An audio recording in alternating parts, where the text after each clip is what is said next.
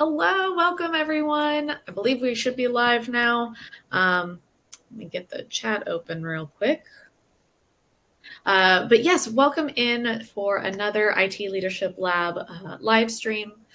Really appreciate you guys jumping in. Hopefully some of y'all got some time off yesterday. I know I did, and I just spent it relaxing and trying to enjoy a random day off. But yes, thank you so much for joining. And we are here today to talk about solo IT management. A lot of IT leaders end up finding themselves in a situation where they um, are thrust into a leadership role without any help or guidance, and that might be made even worse when they have no support. They have nobody else. They are IT, so they're handling tickets, they're handling management, they're handling budgeting, everything under the sun. Um, so I figured it would be a great idea to bring on Brian here. Brian actually presented at Spice World last year, so 2024, and had an awesome presentation about IT management as a one-person team. So thought it would be a great topic for people to join in. So hello everyone. I see hello from Virginia, Tennessee, Texas, Phoenix. Um, I don't know if any of y'all got snow. We got a little bit of snow last night, so that was a weird thing to wake up to. My dog was very confused. Um, but yeah, anyways, I will go ahead and let Brian introduce himself. Tell us a little bit about your journey in IT, how long you've been in IT, and your experience a little bit about being kind of a solo IT director. All right. Well, I'm Brian Wolters here. I'm in Cabot, Arkansas, which is just right outside of Little Rock. Don't let the Steelers flag fool you. You know, Steelers Nation is everywhere right now, and I'm ready for next year now. I hope everybody's staying warm. On for a hobby, I like to do storm spotting and weather watching, and it nearly blew me away to see a blizzard warning for the Gulf Coast today. I mean, like, what is up with that?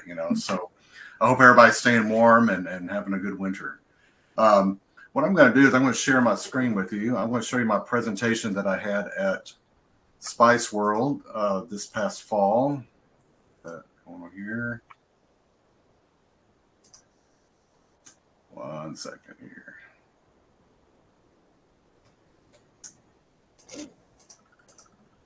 So I have to apologize if my cat pops up at all in this. He's very insistent on being here, so. There we go. It wasn't minimized. There we go. All right. Can you see my screen? Yes, we can. All right. So this is what I presented in Spice World, flying solo in IT. I had come up with the idea. I'm also kind of a fan of airplanes, and I was thinking, there's a lot of airplane analogies you can do when you're working in IT and flying solo. So I thought it'd just be a great thing that we could present on. I work for Pinnacle Structures here in Cabot, Arkansas. We were founded in 1994.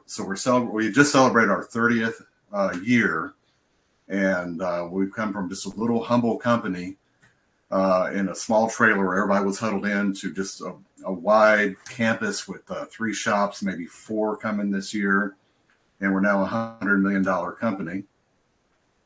I came on to Pinnacle Structures in 2011 when I saw an advertisement on their sign for an IT administrator and director. And before that, I was working in a lot of enterprise environments. I worked for Altel Communications when they were still around. Then I worked for the state of Arkansas and then the University of Arkansas. So I've had a lot of enterprise experience. So it was kind of a big move to go from an enterprise to a small business. But I took my 28 years of experience and tried to move it into the small business. So for the last 13 years, almost 14 years now, I've been the solo IT director and IT professional here at Pinnacle. Now I'll go ahead and spoil the story a little bit. I did finally get a second person, and so as we go a little bit further in this presentation, I'll kind of tell you how that came to be and some of the things I had to do to kind of adjust and get ready for that. I didn't go to college for IT. I actually went for theater. Got a master's degree in theater, and I'm honored in psychology. Yeah, so go figure that one out. How's that happen? But I still do community theater when I can. I do help out in the kids ministry, and been a flag football coach. And oh my gosh, got a dad of two beautiful daughters, so I stay busy for sure. yeah, you got a broad variety of experience and hobbies and things. That's Yeah, awesome. and somehow it applies to IT. Go and that's good. That's the journey I'm going to share here. Yeah. So like I said, I worked in the enterprise for quite a long time, and it wasn't an easy decision to take a solo position and go from enterprise to a small business. But the job I had, and we were talking before the meeting, that I had to drive to Little Rock, and it's like any metro area, you got traffic, and you just get tired of the commute.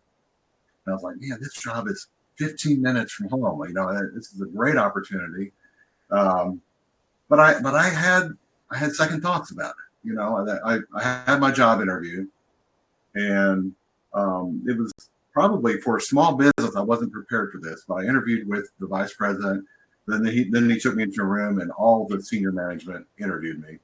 And you wouldn't think a small business would do that, but they did. And so that was really interesting because this is still kind of a mom and pop organization, and a lot of people don't really understand IT. I think the extent of the IT in the conversations were just macros. Now that was really about it. But so some of the things that I thought about before taking a solo position was, I don't have any help. Where am I going to get my help at?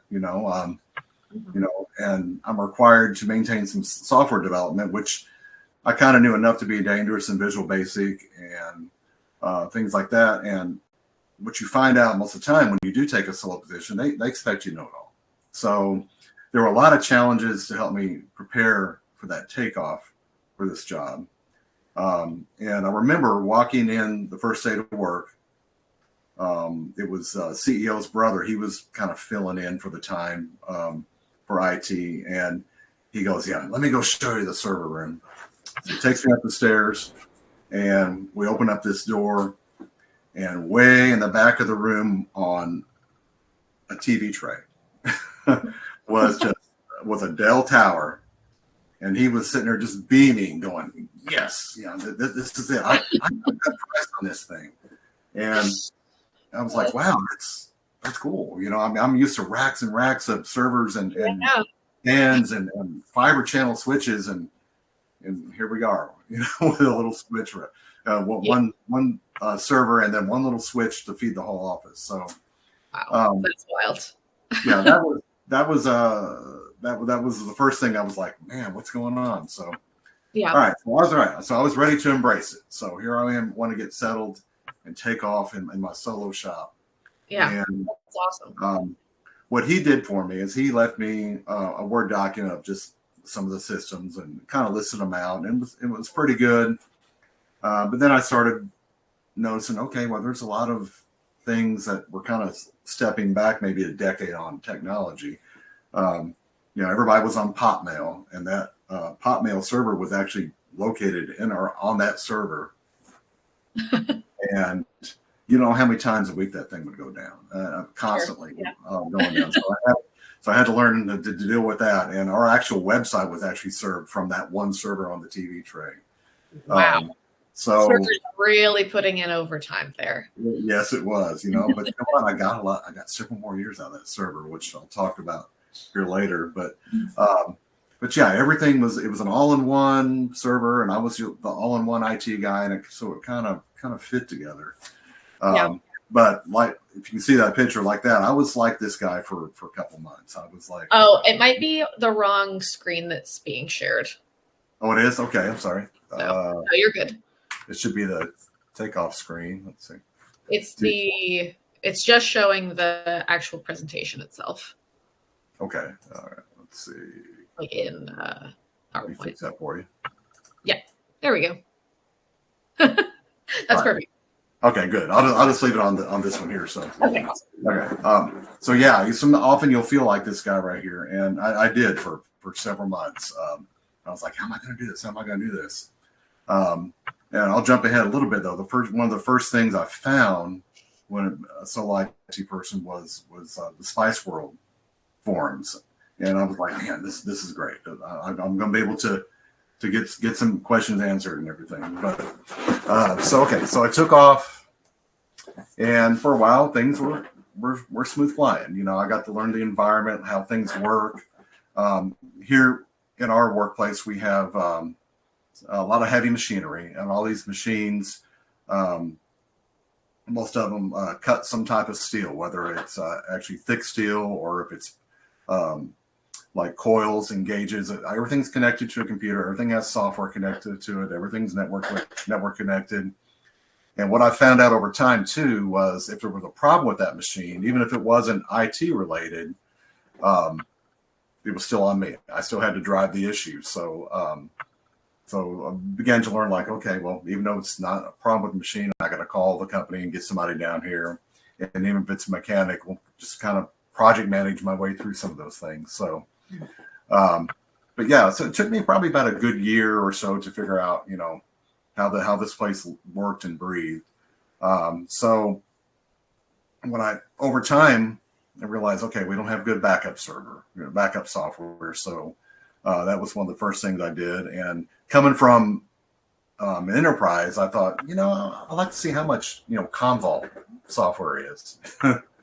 Until I got the quote on it, and it was like $20,000 or $30,000, and I was like, I need to back up just a little bit. And so I ended up settling with Veeam for a while, especially when we got a new server. Finally retired that server that was on the TV tray, and we went with a server and went all virtualization. So I moved us over to virtual servers, which, you know, was just at the time was like, yeah, that's the way to go. It makes my life easier. Yeah. Finally got the antivirus off of Norton. So that's all I'll say about Norton right there. And then we eventually convinced them to get off the POP3 email, and we moved over to Microsoft 365 for email, and that's just been that was a lifesaver. So oh, I'm sure. Yeah. So things were flying smoothly for a while. Then, okay, the part I want to talk about the most is turbulence. You're going to have in a solo shop, you're going to have turbulence, and I took a screenshot of here what I call the neededs. Okay, there are moments where I'm like, okay, the neededs are bad today, and you probably can't see all this, but on this one shot here, this all happened within 30 minutes. All these messages and emails, handwritten notes. Wow. And I was just being hit left and right. It was like, I need you out here. Plasma machine needs calibrated. Brian, my computer's not connected. And I mean, good morning. And someone's like, I can't access the time clock, you know, and, you know, and all these things were happening on one day. So in those moments when you are a solo person, you just kind of step back, take a deep breath. You know, if you're drinking coffee, right now I'm water. I'm stopping my coffee for the day, but take a drink of your coffee or your water, and then just prioritize. And, you know, it's real easy to say what needs to be priority, what doesn't. But when you're in a small business, pretty much whatever the vice president wants done first, you get done first, even though these other people are waiting. My philosophy in a solo shop that is even if somebody can't work because our mouse isn't working, we lose production, you know. So I try to treat everything as equally important, you know. But when I had moments like this, where I had to go out there and get that plasma machine cutting again because we couldn't cut any steel. So yeah, there will be days on that. In fact, on my next slide, I had another day like that. It's just where everything was just going crazy. You know, PC locked up, it's super slow. Can you get out here and looking at this ASAP? ASAP, you're going to get a lot of those. Yeah. And so I call it the neededs part 2. Now, one thing that's probably unique to my job, but maybe not so. Maybe when if somebody wants to ask questions or talk about it later, is that I'm not only responsible for our company here and everybody that works here, but our CEO has 2 houses here locally, and he has a beach house, and I'm also responsible for those. So I could be in the middle of a day like this right here, and he says, "Hey, I have no network at my house. I pretty much got to drop what I'm doing and go ahead and fix that." So, Oh my gosh. so So yeah, John actually in the chat mentioned the neededs never stop coming. What do you do in that situation if, you feel like you are just overwhelmed by so many people that do need things? yeah. When the needs start coming, I've gotten to in the past. I would like maybe send out an email and say, "Hey, we have a lot of things going on today." I try to reassure them I'm going to be with you as soon as possible, and I can get to you. And I've done that enough over time where people kind of said, "Okay, I know Brian will get to me. I trust him." You kind of just have to build that trust that, hey, when these days are overwhelming, I'm going to get to you. But definitely don't forget them, because if you do forget them, they don't forget that, Yeah. So, I mean, the best advice I have is just to constantly reassure them. If you got ways to send them a Teams message or something saying, "Hey, I'll be there. I got you next." I use Ninja One's ticketing system, so every time they open up an issue or they tell me about an issue, they never want to open a ticket themselves. I'll open up the ticket, let them know it's being worked on. They get copied on the email. So I really just try to communicate. I can't over communicate enough when I'm that busy with them. But you're right. They continue to. There's days where they're always coming, Yeah. and you're going to face it. My best advice is just to reassure them that you're gonna get to them. Yeah. There were times a couple times in my career here, where I was so overwhelmed that it was wearing on the management. So we had a couple, calls, or talks, about how to fix that. And most time they didn't have the right answers on how to fix it. Just say, "Hey, if so and so has a problem, see them first." So end up just having to prioritize really who's most important here. But again, my philosophy is if somebody in the drafting department can't move a mouse and fix that, draft that building, that's costing us money. So I just try to prioritize, keep good communication, and hopefully the needs won't pile up like that again. Yeah. Yeah. Again, the different types of distractions I have is the worst are probably the walk-ups. You come in, you plan your day out. I said, "Okay, I'm going to accomplish this, that," and all of a sudden somebody comes in your office. "Hey, I got this. Hey, I got that." And I like to keep an open door policy. I don't like to leave my door shut. If somebody needs something, that's fine. But there are some times I do have to shut that door and just handle everything at a time. I like to walk around the office. I usually do that a couple times a day, especially first time in the morning, just to see if anybody, something sparks their memory, like, "Oh, there's Brian. I need to ask him something." And my name isn't Brian in those cases. It's Heya. My other name is Heya. So anytime I'd hear a Heya, I know they were trying to get my attention and go see them. Yeah. Phone calls, I wouldn't say phone calls are as bad here. We do have a desk phone. I have a cell phone. But our biggest thing, and I was talking to her about that before the call, is emails. We are heavy on emails here. I think pretty much our business is ran on emails because primarily they like to have that paper trail. They like to know, we deal with customers, we deal with job numbers. They want to know the history of this job, if there were any problems with it. Email is huge here. And if I can get people to manage their inbox better, that would make my life much easier too. But I've got some users that by the end of the week, they've got their inbox down to 0. They've got everything moved around. I've got some users who have over 150,000 just in their inbox. So how? Yeah, and I can't teach that. It's almost really hard. Somebody who's that far behind their emails, they're just going to have to one day just put everything in a folder and just start fresh. So, yep. Yeah. Of course, then you have text messages, you have Teams messages. There are times where it's all coming in all directions, and again, you just kind of have to to take it and just take one thing at a time. I like to be digital. I try not to carry paper. I'm an Android guy, so I like to keep my stylus on my Samsung phone, and on my walk-bys, I can just do like what they call an off-screen note. Boom. And what happens on that is when I take an off-screen note, it will sync up to my OneNote, which I always have running on my computer. So by the time I get back to my desk, I've got what I wrote down the stairs, so I won't forget it. And just another thing too, I use a Samsung smartwatch, and if I just tell it, hey, remind me to do this, it syncs to Microsoft To Do. So those are some tips I can give about not forgetting things. But there are a lot of times when between the and the time I get back to my office, I forget. So that's a couple of habits that I developed there that I would recommend, whether you're on Samsung or Apple, but anything that could sync up to another app where you get back to your desk and say, oh yeah, I forgot about that.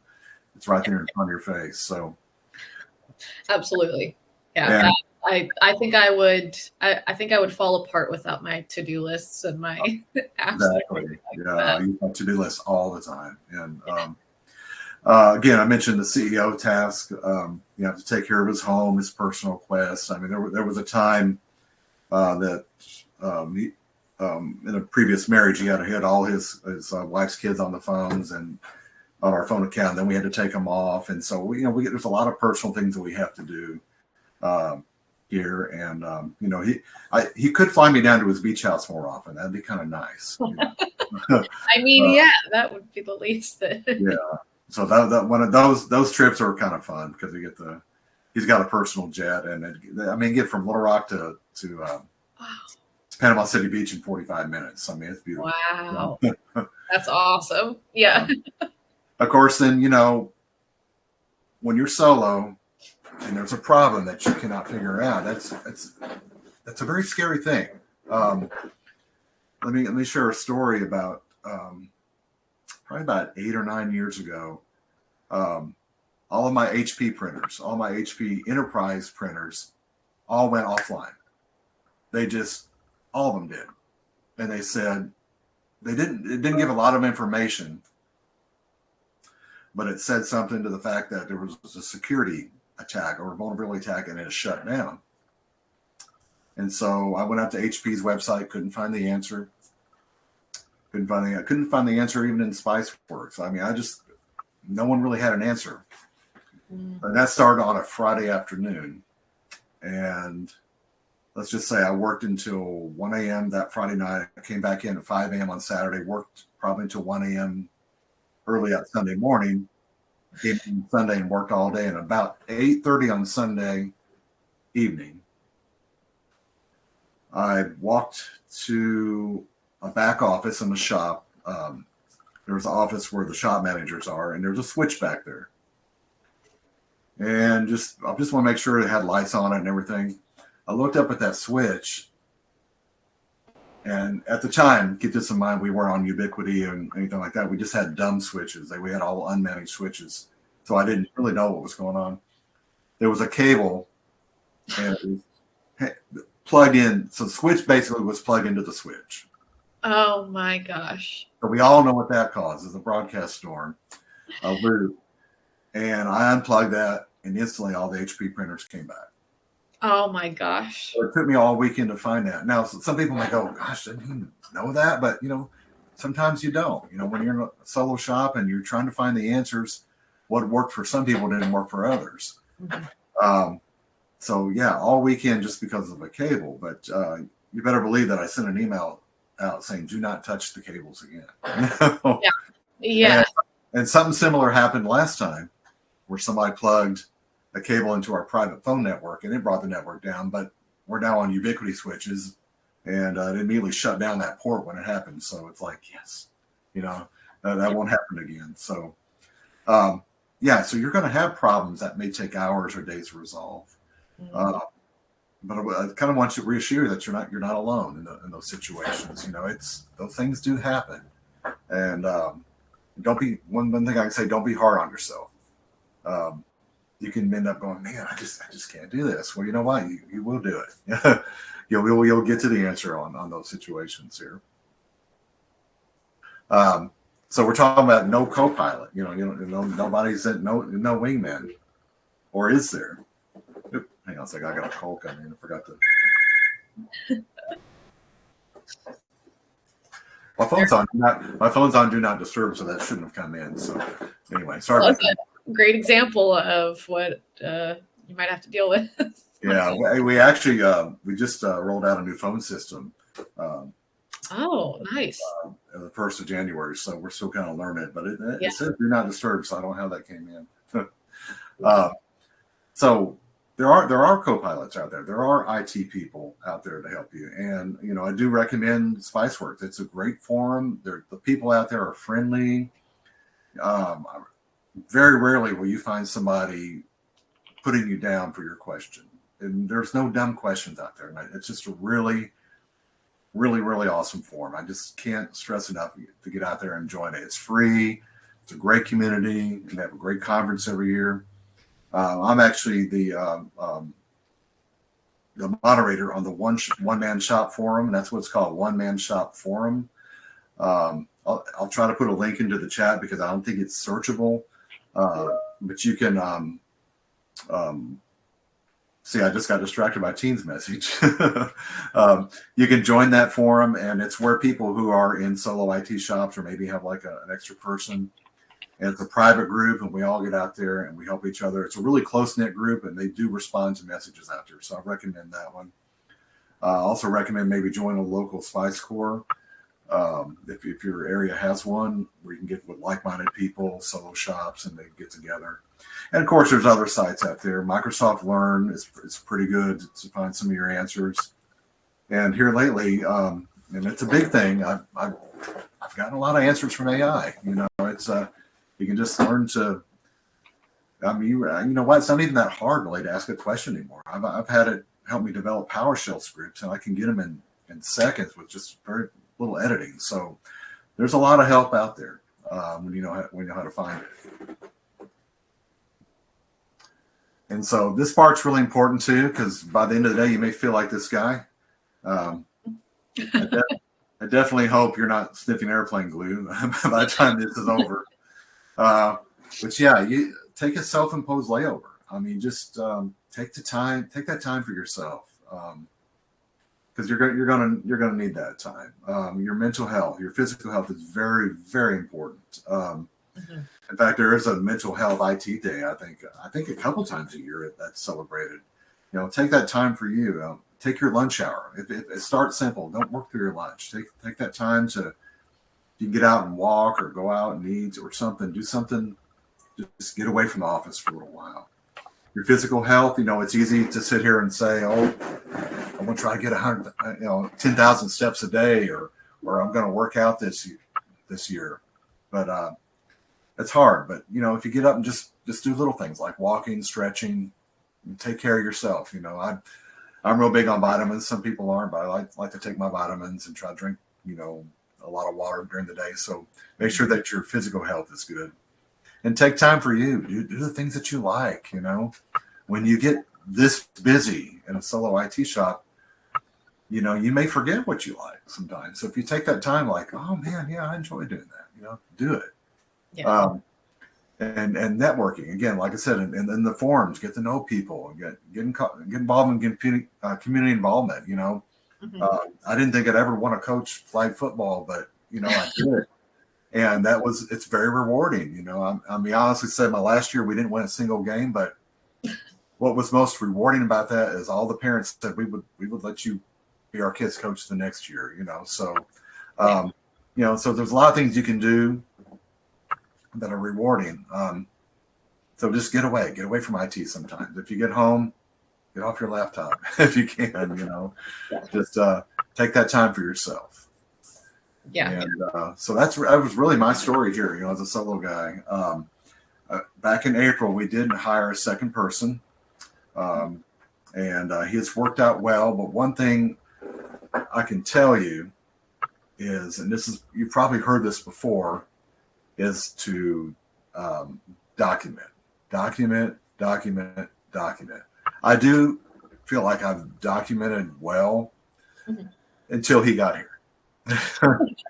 Then I realized I was like, man, I think just everything, everything's in my head, and it was true. Most things that I would know how to do just in my head, and um, so I've learned to document even better now that he's here, and everything that, in fact, he's been here since April, but what I'm going to do in February is I'm going to take him through our entire business process. We're going to go from customer call-in, quote, estimating, sale, engineering, drafting, shop, and delivery. So we can touch every piece of software and finally, hopefully, get everything documented. Yeah. So what do you use for documentation usually? Where is it stored? Right now, we just OneNote at the moment, because that way we can have it shared. We have it on our phones. Um, it's pretty much just has been in OneNote. I've been trying to use Ninja One's documentation feature. That way, we can always have that with us too. And I'm not sure we're getting out of focus here. But yeah, mostly just OneNote right now. Okay. Okay. So how was your experience going from a solo shop to training another person? And also, how did you make the case for getting another person too? Because after, so long of working in a place as a one-man shop, how did you fight for that extra bit? I'll tackle that one first. You know, the tasks for my CEO they were taking up a lot of my time, and I was spending more time, it seemed like, out at his locations than I was here at work. So I was really getting behind at work. And over the years, I said, "Right, can I get another person? Oh, you can handle it. You can handle it." Well, when my boss started seeing that, no, you're spending too much time out there, we're going to get you another person. So they basically he went out online and he started interviewing a couple people, just through email. And they finally called them in and picked out two people, and went through the interview process on both of them. And Dan was like the perfect fit he just hit everything I wanted, and looking for a second person.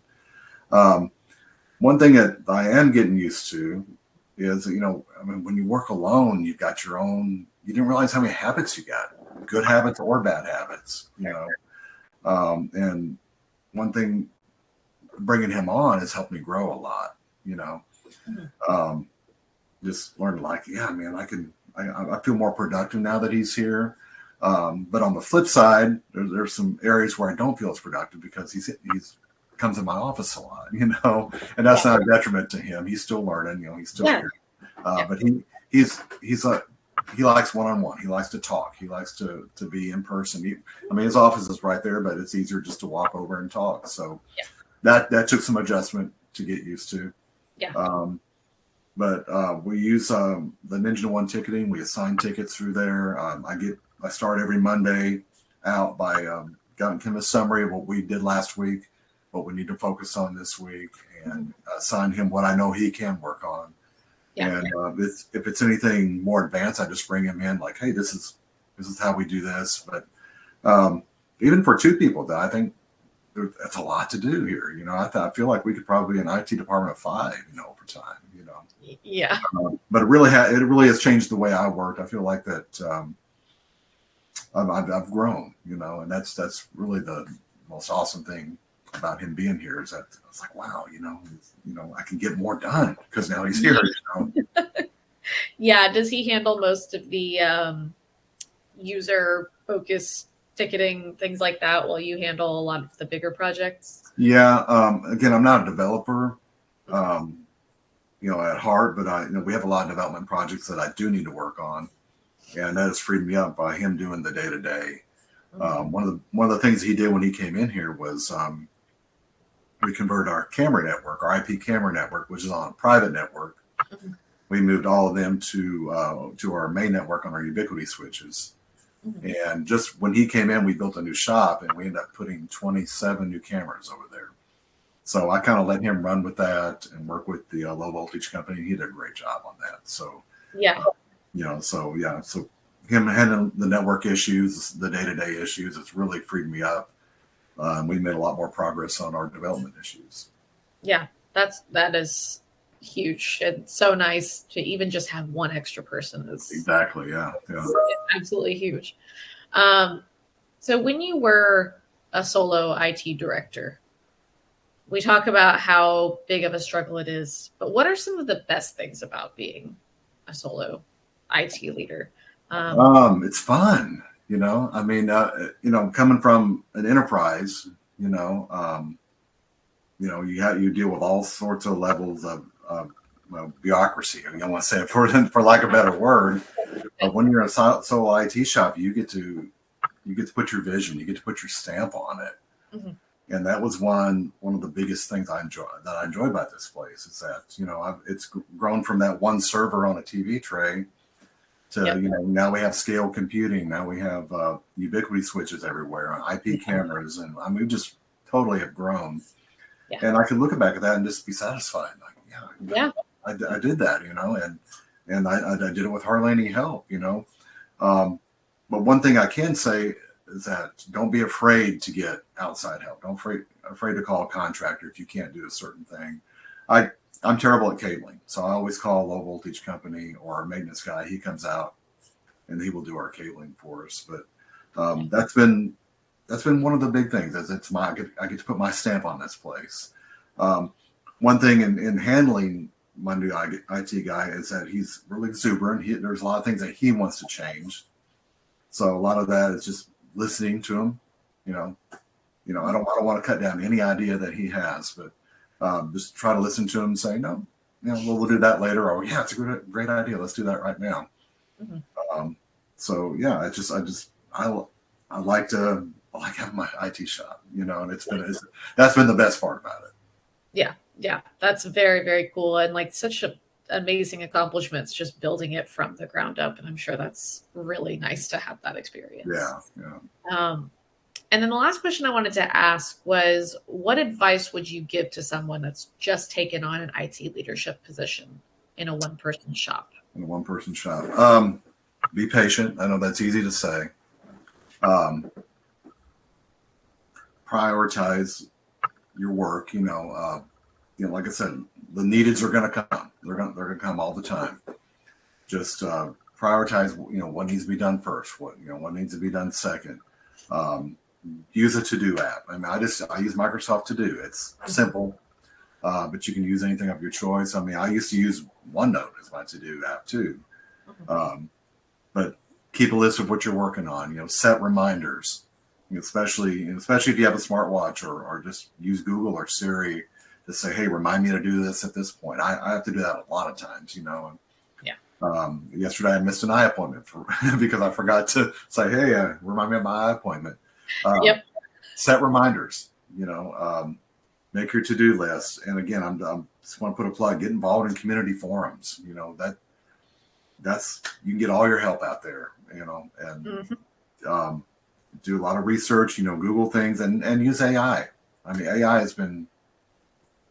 I don't know. I didn't think I'd ever like it, but it's really been very helpful. I mean, it really you ask it questions. I don't know how much people out there have used AI, but it's more than just asking a question. You can now say, no, I don't like this part, change this part. I mean, it's really Yeah. good at that. So AI can be your second person right now. It really can. Yeah. Yeah. Absolutely. And I think someone clarified earlier, definitely check whatever AI gives back to you because sometimes they can get it a little wrong, but it's always a good idea to plug it in, make sure it works before Yeah, rolling. sometimes I talk to it, but it gets kind of weird. So I go back to typing it, So Yeah. then when I ask all these personal questions, I'm like, no, I don't want to do that. Well, awesome. There were a couple of things in chat that I wanted to point out. Rick actually had a really good quote: "Understand everything before you change anything." I think that's a very Oh cool, yeah, cool idea before you start. If you are brand new to this IT shop and you are coming in and inheriting things that you don't understand, maybe understand it before you start changing any of it. And then something that made me laugh was Mike said solo IT where no one can tell you what to do because no one knows what you do. Um, exactly. It's exactly. very, very accurate. And I will say, I'll bounce off of that is that I sent a weekly report to my vice president, and it's basically just a dump of what I've worked on my ticket system in Ninja One, what I closed for the week, what I currently have open, future projects. And sometimes it can be disheartening. I closed 78 issues last week. Yeah. And then he'll go, why didn't you get any work done on this? Yeah. It's going to happen, so you just learn over time, what's important to them. Always listen to your vice president or whoever you answer to. If they mention something, they want that done, And one thing too is that over time he wanted due dates for some of my projects. And when you're a solo person, it's hard to set due dates because you've got all this stuff going on. So, and someone made some advice on a forum post, and I kind of played off of that today. Be kind of like Scotty from Star Trek. He always said, it's going to take me 8 weeks, but he'll get it done in 2, so he'll look like a miracle worker, So if you can set up a little bit higher due date, yeah, not too far out, but something that gives you enough time to get it done, you'll probably get it early and get some kudos on that. So yeah. Set yourself up for success right there at the beginning. Exactly. Mm-hmm. Nick also mentioned always having a rollback plan also. So if you said everyone has a test environment, only some of us are lucky enough to have a separate production environment.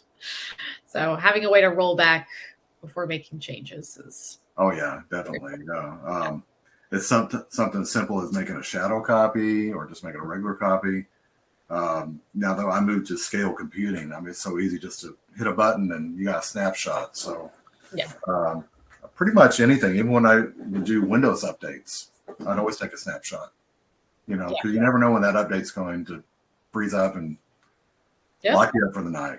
So yeah, always try to have. That's a good idea. Have a rollback plan for everything. For sure. Mm-hmm.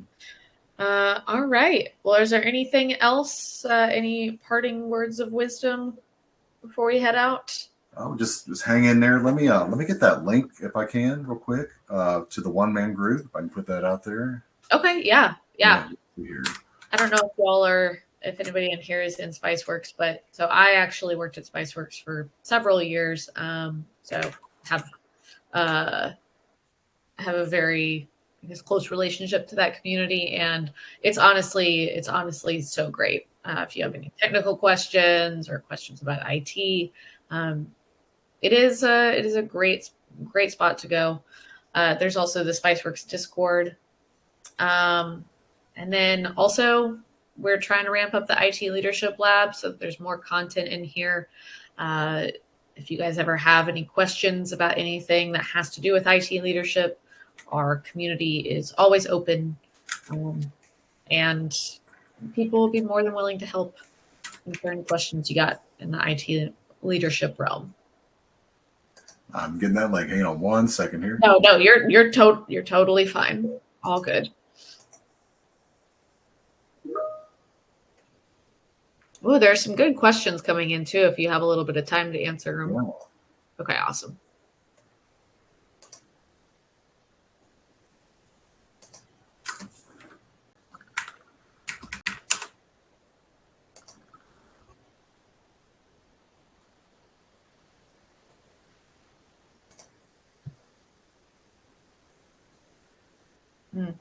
Yeah, Patrick, I also struggle with prioritization because it does feel like sometimes I lose track of all of my projects. I'm not in IT specifically, but it can be very hard to figure out what to prioritize based on things I want to do now and things I want to do later.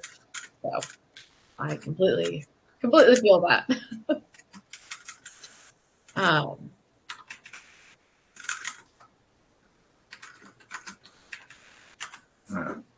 So sorry about that. I'll try to post that out on the forums on the. Yeah, no worries. If you want to pop it in the.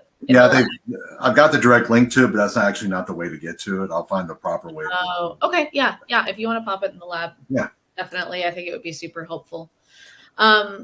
Patrick actually was asking, what's the deciding factor to prioritize? I struggle with figuring out what's now and what's later because sometimes I just want to win. So I tend to do the quick issues, but they often turn out to not be quick at all. Yeah, that's a good question because we work in an environment where everything is a priority for everybody, you know. But around here, if the business stops, that's got to be my number one priority. And there are times where there's a machine that's down, and there's another machine that's down, and you kind of, you know, what do you do in that situation, you know? Yeah. But you pretty much got to go where my philosophy in our business is that the machine that's at the lower end, like the end of the sale, you know, that it's about to be delivered. I try to get that machine done first because it needs to be on a truck and be out the door. Mm-hmm. So that's how I prioritize our heavy machinery and things like that. Yeah. It's the one that's closer to delivery to the customer, you know, because it needs to get outside. But there are times where somebody's running payroll. You know, got an error. I can't get anything on there. Get that running, you know. That's when I have to call our payroll partner. You know, we still use Great Plains here, so I call them, get them involved. And there are times where I'm handling 2 different calls at one time. You know, in fact, I was just sitting here, and there's like 3 teams come in, and there's like somebody's getting a busy signal on a phone right now and everything. But I got my guy working on it. So okay, good. So yeah, I mean, when you're the solo person, you're expected to do it all. And again, you just have to prioritize what management wants first, and then come kind of lower down to the users. But again, my philosophy, everybody's important. Everybody's important to this company. So, so that is a challenge. That is a challenge. Yeah, for sure. And I mean, as you mentioned, somebody not able to use their mouse, that affects productivity, that affects how much money and things like that. So it's like even those kinds of issues, you also have to balance the prioritization. So yeah, and I've pretty much everybody knows where the spare mice and keyboards are, so I don't mind them going to grab one. In those situations, that kind of helped me out too, so I don't have to go down there. Oh yeah, if you can get them to start doing those tasks themselves, that helps a lot. Rick also was wondering, besides Ninja, what's the one tool you can't do your job without? Oh, good question. I've said enough about SpiceWorks, you know, but I leave that up all day. I guess the other tool I can't live without is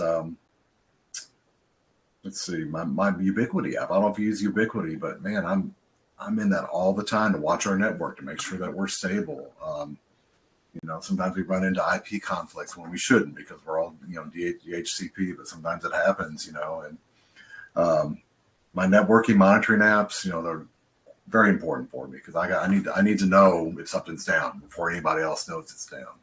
Yeah. And what I do personally on my phone, and even though it may drive people crazy, I like to have a different sound for a different system. So I know that way I know what's important, what's not. So, or if I hear a certain sound, okay, I know that's the network. I better look at it, you know. Or if I hear another one, it's just a request. I can look at that later. So, but yeah, my networking monitoring apps are just my second most used app for sure. Okay, good to know. AJ also is asking, elaborating on the nobody knows what we do thing. What do you do for annual reviews? How do you management? To be honest with you, I've not had a review since my second year here. Gosh. Well, I guess it's a good sign that things are going well. Yeah. So for me, it's that weekly report I send to my boss. You know, that keeps him in the know. You know, I have gotten regular raises, and we do get bonuses around here. So, and they haven't gone down. So, you know, I know I'm doing good, but yeah, I haven't really had a review. I'll be now when 1 year approaches for my coworker, I will review him and give him some positive feedback. But I'm trying to give him feedback all the time. You know, great job. You know, continuous is and I like to do that. Yeah, he came up Saturday. He came up Saturday just to rack a switch. Ended up being here for 5 hours because we had some weird network issues. You know, my gosh, he called me at home, and I was just cool as a cucumber about it. You know, just help him out. So yeah, it can. Yeah. yeah, it's hard. It's hard for IT to be appreciated. You know, For sure. there's that one year, the System Administrators Day. Uh-huh. Yeah.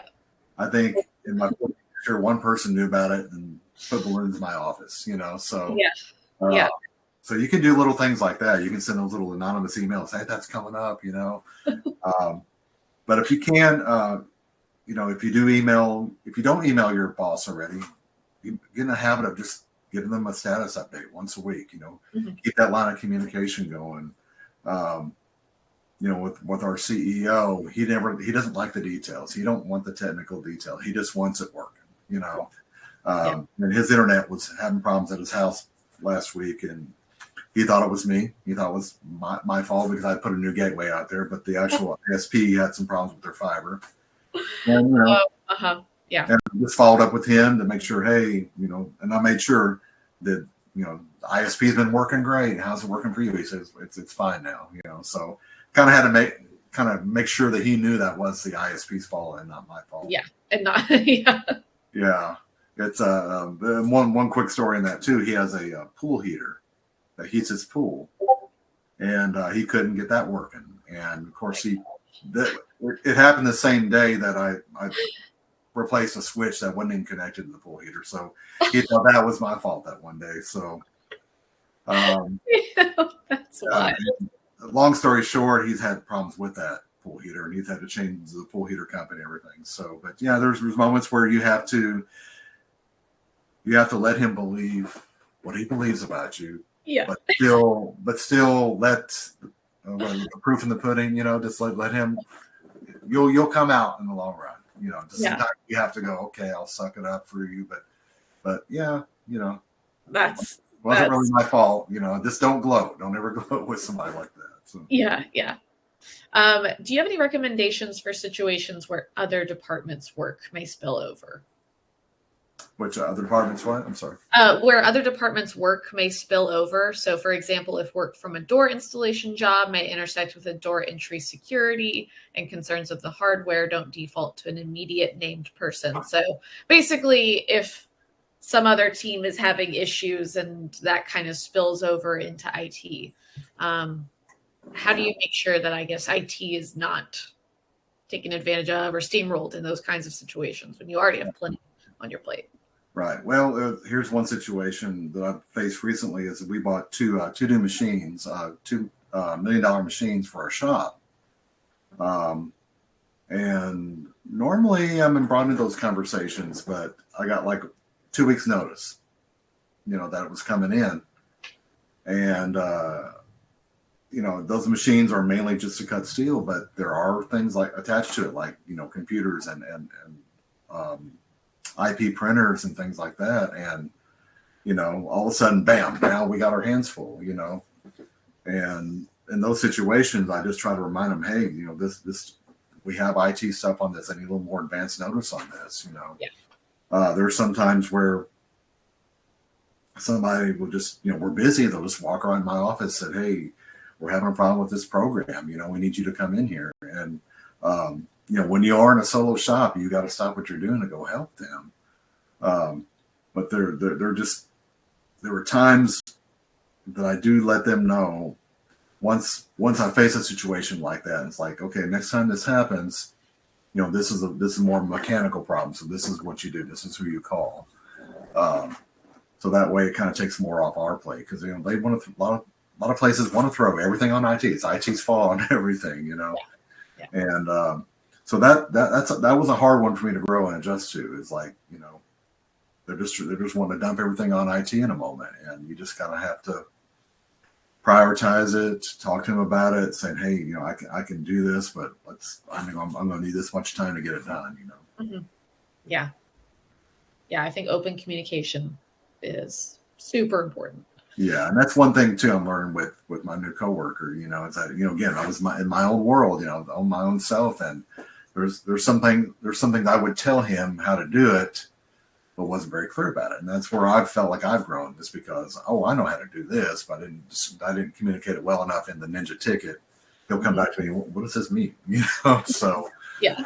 So yeah, always try to even if you're in a solo shop, communicate. And you do tickets, communicate them.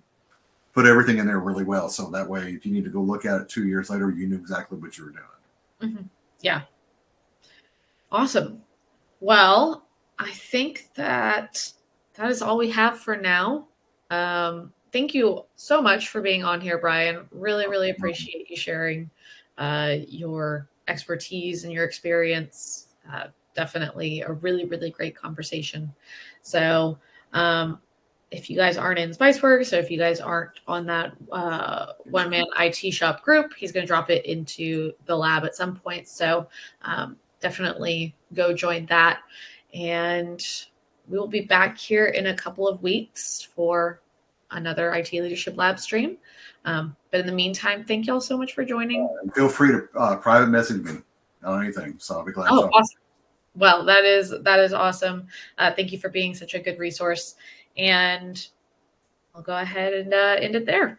But thank you so much for today. And all right. Thank you, everybody. All right. Bye.